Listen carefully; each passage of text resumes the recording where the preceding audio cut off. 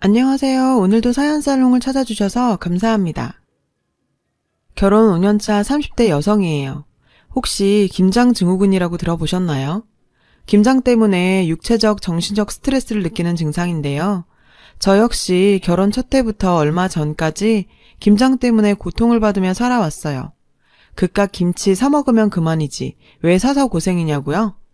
에휴, 누가 그걸 모르나요? 죽어도 김치는 담궈 먹어야 한다는 사람이 있으니 그런 거죠. 그게 누구냐고요? 바로 저희 시어머니예요. 그 얘기를 해보려고요. 남편과 저는 같은 대학 사진과 동기였어요. 처음엔 서로 사이가 안 좋았죠. 저는 사진과 수석이었고 남편은 끄트머리에 겨우 들어온 경우인데다 살아온 형편도 너무 달라서 사사건건 트러블이 많았거든요. 집안 형편이 어려웠던 저는 장학금을 받아야만 대학에 다닐 수 있었어요. 그래서 매 학기 목숨을 걸고 학점을 따야 했죠. 장학금을 놓치면 당장 휴학을 해야 했었거든요. 그러는 중에도 돈이 되는 아르바이트라면 뭐든 마다 않고 했어요. 학비 외에도 장비비나 생활하는 데 들어갈 돈이 필요했으니까요. 반면 남편은 말 그대로 돈 처발라 대학에 들어온 케이스였어요. 집안에 돈은 있는데 대학 들어갈 성적은 안 되고 과외선생 붙여서 몇 대회에서 입상한 경력으로 대학에 들어온 경우요. 어마어마한 장비로 찍어도 결과물은 늘 똑딱이 카메라로 찍은 것만도 못한 사진과 최고의 수치였죠. 하필 그런 남편과 제가 한 조가 돼서 조별과제를 하게 된 거예요. 하늘이 무너지는 줄 알았죠.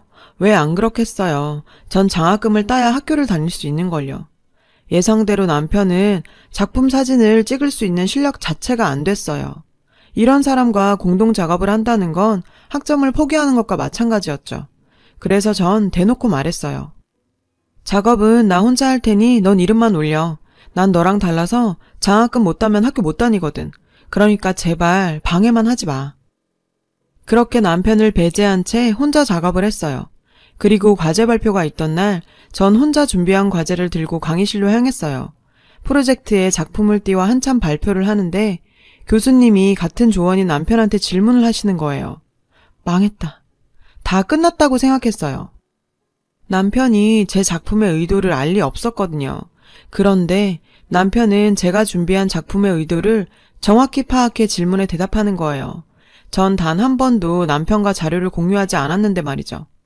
강의가 끝나고 남편한테 물었어요. 어떻게 알았냐고요. 그냥 느껴지는 대로 말했을 뿐이라고 하더군요. 그러면서 제 작품이 마음에 든다며 자기가 제 1호 팬이 되겠다고요. 순간 창피해서 고개를 들 수가 없었어요. 전 그동안 이 사람이 가진 부에 대한 편견만 있었을 뿐 단 한 번도 제대로 사람을 보려 하지 않았었거든요. 그런데 남편은 자신을 무시하는 절 편견 없이 바라봐줬던 거예요. 그리고 먼저 화해의 손을 내밀었고요. 그날 이후 전 틈이 날 때마다 남편한테 사진을 가르쳐줬어요. 그렇게 1년 넘게 우린 붙어 다녔고 그러는 사이에 자연스럽게 CC가 된 거죠. 남편보다 2년 먼저 졸업을 한 저는 동기들처럼 유학을 가거나 대학원에 진학하고 싶었지만 그럴 형편이 안 됐어요. 그래서 선배가 하는 베이비 스튜디오에 취직을 했죠. 교수님 추천으로 더 좋은 곳에 들어갈 수도 있었는데 마다하고 선배 스튜디오에 들어간 데는 이유가 있었어요. 일하면서 틈틈이 제 작업을 할 수 있다는 조건 때문이었죠. 근데 쉽지 않았어요. 주말에 알바를 뛰면 그만큼 돈을 더 벌 수 있었거든요. 돈맛을 본 저는 더 이상 작품 사진을 찍지 못했죠. 그렇게 일에 치여 살던 즈음 남편은 제대를 했고 졸업도 하기 전에 저에게 프로포즈를 했어요. 하루빨리 결혼을 해야 제 고생을 덜어줄 수 있다고 생각한 거죠. 하지만 너무 기우는 저희 집 형편 탓에 시댁에선 반대가 심했어요. 특히 시어머님이요. 사실상 시댁의 실세는 시어머님이거든요. 경제력이 약한 아버님을 대신해 집안을 일으킨 건 어머님이시니까요. 농수산물 유통업을 하시는 시어머니는 회사 규모만큼이나 손이 큰 분이셨어요. 그런 어머님의 경제력 덕에 남편은 고생 없이 살 수 있었지만 돈 버는 데만 몰두한 어머님 덕분에 어려서부터 정을 많이 못 받고 자랐다고 하더군요. 남편이 저희 친정엄마를 잘 따르는 것도 이런 이유 때문이에요. 언젠가 그러더라고요. 자신의 엄마와는 180도 다른 저희 엄마를 보곤 자신도 이런 엄마의 자식으로 살고 싶었다고요. 밖에서 돌아오는 자식들을 위해서 된장찌개를 끓여놓고 기다리는 엄마가 너무 부러웠다고요. 자신은 방과 후에 집에 돌아와 보면 식탁 위에 놓인 10,000원짜리 한 장이 다였고 생일날에도 별반 다르지 않았대요. 달라진 거라곤 10,000원짜리 대신 100,000원짜리 수표가 놓여 있었다는 것 뿐이었으니까요. 자기가 가지지 않은 게 부럽다고 돈이 부러운 사람도 있겠지만 남편은 돈이 아닌 엄마가 차려준 밥 한 끼가 그리웠던 사람인데 말이죠. 그래서 남편은 더 필사적으로 시어머님을 설득했어요. 그리곤 시어머님 뜻대로 가업을 잇기로 하고서야 결혼을 승낙받았죠. 그렇게 우린 20대 중반에 결혼을 했어요. 결혼을 하고 얼마 안 돼 친정엄마는 근종막염 진단을 받으셨어요. 하루 종일 서서 일을 하시다 보니 통증은 점점 심해졌고 결국 한동안 일을 쉬게 되셨죠. 문제는 생활비였어요. 결혼 전이라면 제 월급으로 충당하겠지만 제가 출가 외인이 된 상태라 걱정이 됐죠. 근데 남편이 그걸 어떻게 하라는지 제 월급을 고스란히 친정에 보낼 수 있게 해줬죠. 우리 둘이 먹고 사는 거야 내가 버는 돈으로 충분하잖아. 그러니까 걱정 말고 자기 월급은 장모님께 보내드려. 정말 고마웠어요. 하지만 이런 남편의 배려가 부메랑이 되어 제 목을 겨누게 될 줄은 몰랐어요. 남편 말대로 전 엄마가 일을 쉰 6개월 동안 제 월급을 보내드렸고 엄마는 결혼한 딸이 보내는 돈으로 생활한 게 미안했던지 결혼 첫 해 시댁에 김장을 해서 보내셨어요. 근데 이게 화근이 된 거죠. 하필 그게 시어머님 입맛에 딱 맞았던 모양이에요. 어머님은 김장김치를 다 드시고도 저희 친정엄마 김치를 몇 번이나 더 얻어주셨어요. 그리고 아예 이듬해부터는 저희 집으로 배추에 무에 고춧가루, 젓갈 등 김장에 필요한 모든 재료를 보내주시면서 저한테 김장을 담그라고 하셨죠. 정확히 말하자면 재료는 대줄 테니 친정엄마 김치를 만들어 오라는 거였어요. 예, 아가, 기왕 하는 거 많이 좀 해라. 정원이네도 좀 주고 거래처에도 좀 나눠주게. 정원이 좋아하는 알타리랑 파김치도 좀 하고. 그렇게 어느 순간부터 어머님은 재료를 대고 일은 저희 친정엄마랑 저, 그리고 제 여동생이 맡아서 김장을 하는 꼴이 됐어요. 처음엔 호의로 보냈던 김장김치가 이젠 당연히 해야 하는 의무가 돼버린 거죠. 그렇다고 안 하겠다고 하기도 곤란하고 결국 전 친정엄마한테 몹쓸 짓을 하게 된 셈이었어요. 그렇게 꼬박 4년을 매년 500포기 이상 김장을 해왔어요. 어디 그뿐인가요? 알타리에 깍두기, 물김치에 갓김치까지 포함하면 양은 그보다 훨씬 넘었어요. 그래서 김장철만 되면 머리가 지끈지끈해요. 올해는 또 김장을 어떻게 해야 하나 고민이죠. 그런 마음을 알기나 하는지 어머님의 요구는 매년 종류도 다양해지고 양도 늘어갔어요. 김치 재료 던져주곤 무임금으로 종부리도 부려 먹었죠. 저랑 저희 친정엄마를요.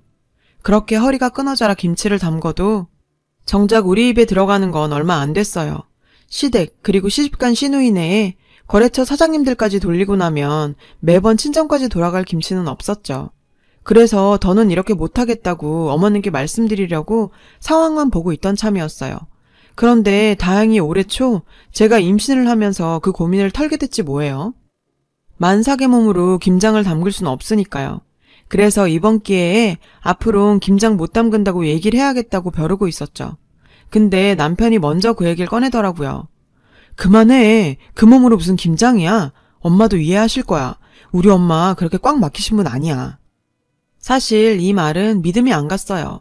대부분 만자들이 자기 엄마는 안 그런다며 절대 그런 사람이 아니라며 호언장담을 하지만 아니긴요. 딱 그런 사람인 거죠.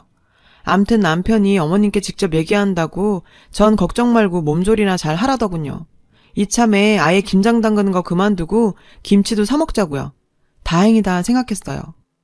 안 그래도 어머님께 말씀드리기 껄끄러웠는데 남편이 나서서 얘기해준다니 저로선 이보다 좋을 순 없었죠. 그랬는데 언니, 사람이 왜 그래요? 엄마랑 오빠 갈라놓을 셈이에요? 그깟 김장 좀 담근다고 유세 떨어요? 갑자기 전화를 걸어온 시누이가 다짜고짜 따지지 뭐예요. 아니 그게 무슨 소리예요. 제가 뭘 어쨌다고요. 언니가 올해부터 김장 안 한다 그랬다면서요. 솔직히 그동안 엄마가 재료도 다 보내주고 언닌 고작 속 버무린 거밖에 더 했어요. 고작 그거 한 거 가지고 하니 못하니 윤하는. 언니 때문에 엄마랑 나 중간에서 입장 곤란한 건 몰라요? 당장 어디서 김치를 사냐고요. 주변에 나눠주기로 다 얘기해뒀는데. 아, 짜증나. 이럴 거면 처음부터 하지 말던가. 시누이는 수화기에 대고 성질을 부렸어요. 기가 막혀서. 아니 그럼 임신 7개월 된 몸으로 자기들 먹을 김장을 담궈야 한다는 거예요? 그리고 자긴 김장 때 무채 하나 안 썰면서 남이 한 김치를 어디 누굴 주고 말고 해요. 저도 참을 수가 없어서 쏘아 붙였어요. 어머, 무슨 말이 그래요? 그럼 제가 이 몸을 하고도 김장을 담궈야 한단 말이에요? 그러다가 애라도 잘못되면요. 그거 책임질 거예요? 저요? 그렇게는 못해요. 그러니까 김치를 사서 먹든 어디서 구해 먹든 요령껏 하세요. 전 화가 나서 전화를 끊어버렸어요. 전화를 끊고 화가 풀리지 않아서 심장이 벌렁벌렁 뛰고 손끝이 발발 떨렸죠. 그날의 사건은 그렇게 끝이 나는 줄 알았어요. 그런데 얼마 뒤 친정에서 여동생이 전화를 했더라고요. 언니, 꼭 이렇게까지 해야 돼? 엄마도 이제 내일 모레면 환갑이야. 나도 더는 언니네 시대에 김장 못 해줘. 어쩜 언니네 시어머니는 이렇게까지 사람을 힘들게 하냐? 맙소사. 시어머님이 저희 친정으로 배추 500포기를 보냈다는 거예요. 거기에 알타리랑 무, 갓이랑 온갖 김장재료를 바리바리 싸서 말이죠. 매년 저희 집으로 보내던 김장재료를 고스란히 또 저희 친정으로 보낸 거예요. 전 배추에 손 대지 말고 가만히 두라고 하곤 그 길로 시어머니한테 전화를 걸었어요. 어머님, 이게 어떻게 된 거예요? 저희 친정에 배추 보내셨다면서요? 응, 그래. 잘 도착했다든? 올해는 새우젓이 특히 좋아서 많이 보냈으니까 김치 담그는 김에 새우젓 좀 맛깔나게 묻혀달라고 하렴. 우리 정원이가 새우무침을 그렇게 좋아하잖니. 어머님, 지금 제정신이세요? 어떻게 저희 친정에 배추를 보내요? 제 상황이 이래서 김장 못 해드린다고 그 이편에 말씀드렸는데 어떻게 이러시냐고요. 그래, 그래서 배부른 너 피해서 니네 친정으로 보낸 거 아니냐. 네가 못하면 니네 친정 엄마가 대신하는 건 당연한 거 아니냐? 별것도 아닌 일에 욱해선. 뭐요? 별것도 아닌 일이요? 아니, 어머님 드실 김치를 왜 저희 친정엄마가 해야 돼요? 그럼 어머님은 아가씨 대신 김장해서 시댁에 보내세요? 아니잖아요. 근데 왜 저희 친정엄마한테만 이러시냐고요? 그게 뭐 어때서? 사돈이야 집에서 간간히 놀고 먹는 사람 아니냐? 노는 김에 김치라도 담그면 좋은 거 아니냐? 게다가 공짜로 해달라는 것도 아니고 배추며 무며 심지어 젓갈까지 다 보내주는데 뭐가 문제야? 그리고 말이 나왔으니 말인데 남들은 출산 전날까지 직장에서 일한다는데 넌 아직 2달도 더 남았잖니? 근데 뭐가 그렇게 힘들다고 남편한테 이러쿵저러쿵 해가며 요령을 피워? 오히려 산모가 움직여야 태아한테도 좋다고 안 그러니? 하여간에 그렇게 지 몸만 챙기며 게으르니 사는 것도 그 모양이지. 말이 났으니 말인데 니네 친정 그러고 사는 것도 다 게을러서 그런 거다. 나처럼 부지런해봐라. 그 나이 먹고 시집간 딸한테 돈 받아 살겠니? 몸 좀 안 좋다고 일 그만두고 6개월이나 꾀병 부리며 쉬었던 네 엄마나 임신했다고 요령 피우는 너나 참 그 엄마의 그 딸 맞나 보다.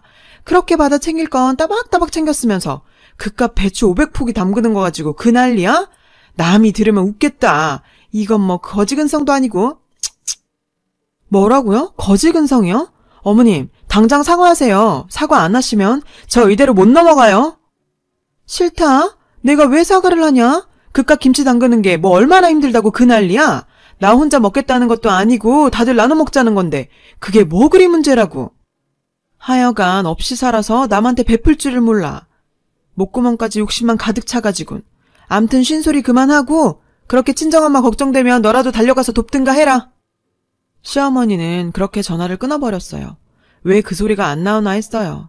결혼하고 엄마가 아팠던 그 6개월 덕에 툭 하면 거지근성이 어쩌고 없이 살아서 베풀 줄 모른다는 둥. 저희 친정 얘기만 나오면 늘 따라 나오는 어머님 레퍼토리거든요. 그래서 다시는 그런 소리 못하게 한 방 먹여줘야겠다 생각했어요. 그 길로 친정으로 달려가 엄마랑 여동생과 함께 김장을 했어요. 어느 때보다도 맛있게 되길 바라면서 말이죠. 며칠 뒤 시어머니한테 전화가 왔어요. 얘, 김치는 언제 가져올 거니? 정원이도 김치 언제 가져오냐고 난리던데. 혹시 니네 친정 식구들만 나눠 먹고 있는 거 아니니? 어머, 무슨 말씀이세요, 어머님. 김치 한 포기 안 남기고 다 보냈는걸요? 그래? 근데 왜 아직 안 오는 거지? 혹시 주소를 잘못 쓴 거 아니냐? 에이, 그럴 리가요. 시설에서 직접 와서 가져가는걸요? 시설? 네, 어머님이 그러셨잖아요. 음식해서 주변 사람들이랑 나눠 먹으라고요. 생각해보니 그 말씀이 맞더라고요. 그동안 너무 안 베풀고 살았던 것 같아요. 이제야 네가 말귀를 알아먹는구나. 그래, 우리 집엔 언제쯤 도착한다니? 정원이네 거도 같이 붙인 거니? 네? 그게 무슨 말씀이세요? 어머님께서 베풀라 그래서 이미 무료 급식시설에 다 보냈는걸요. 이번 김치는 특히나 맛있어서 아주 인기가 좋았다니까요. 앞으로는 어머님 말씀대로 저희 식구만 먹지 말고 주변에 베풀까 생각 중이에요. 어머님 뜻에 따라 통 크게요. 뭐? 너 그럼 그 많은 김치를 퍼다가 노숙자들 먹였다는 거냐? 그런 거야? 이게 미쳤나? 너 그게 얼마짜린데? 아니 그 아까운 걸 피 한 방울 안 섞인 사람들한테 퍼줘? 너 제정신이야?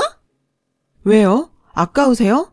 언젠 나누고 베풀라면서요. 어머님 말씀대로 없이 살아서 베풀 줄 모른다는 소리 듣기 싫어서 지금부터라도 베풀고 살려는데 왜요? 참, 내년엔 배추며 무며 더 좀 보내주세요. 아니다. 이참에 아예 단체를 만들어서 자원봉사자들이랑 다 같이 김장 행사를 벌이면 어때요?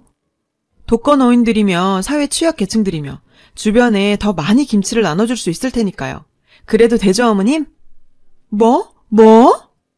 결국 어머님은 아무 말도 못하시고 전화를 끊으셨어요. 그 이후론 김장에 김자도 안 꺼내셨고요. 그날 이후 시댁 식구들과 사이가 좀 껄끄러워진 건 사실이에요. 하지만 지금이라도 이렇게 정리된 게 천만다행이라고 생각해요. 그동안 그 6개월 때문에 시어머니 눈치 보느라 김장철마다 친정엄마랑 동생 고생시킨 것만 생각하면 목이 메거든요. 부모님 건강이 안 좋으시면 그럴 수도 있는 건데 제가 너무 작아졌었나 봐요. 앞으로 태어날 제 아이를 생각해서라도 지금보다 당당한 사람으로 살려고 해요. 참는 것만이 능사가 아니라는 걸 이번에 확실히 알았으니까요. 긴 얘기 들어주셔서 감사해요. 좋은 일들 가득하시길 바랍니다. 여러분, 사연 댓글에 응원과 현명한 조언 부탁드려요. 좋아요와 구독은 저에게 큰 힘이 됩니다. 오늘도 좋은 일 가득하세요.